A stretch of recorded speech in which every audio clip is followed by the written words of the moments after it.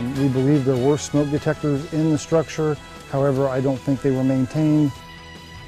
A 65-year-old man is dead tonight after an overnight fire engulfs his home.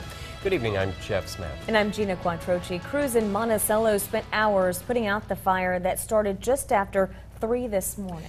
News Channel 18's Kristen Majorano has more now in tonight's top story. Kristen? Well, Jeff and Gina, the Monticello Fire Department arrived at 4816 Northwest Schaefer around 3:15 this morning, where they were told by neighbors there was someone trapped inside the home. That person was 65-year-old George Fulks, who was inside in a second-floor bedroom, but their efforts weren't enough to save his life. The aftermath of a deadly fire that took hours to put out. Firefighters say the structure of the home made it difficult to fight the fire. The fire was above us in the attic, and it was a very difficult attic to access, and there was heavy smoke in the second story of the building.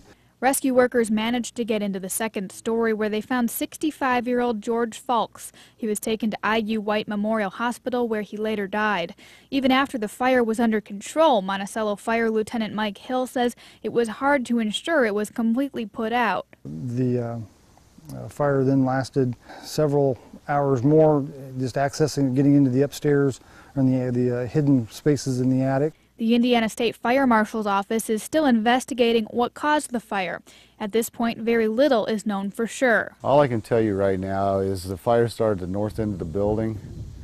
We're still trying to determine what the possible ignition source. Senior investigator Frederick Sumter says his team is still trying to rule out any sources of an accidental ignition, including electrical lines and fuel gas lines.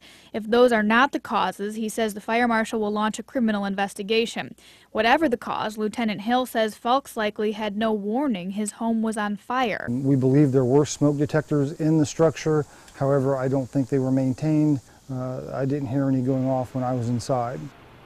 An autopsy on Mr. Fulks is scheduled for tomorrow in Tippecanoe County. Kristen Majorano, News Channel 18.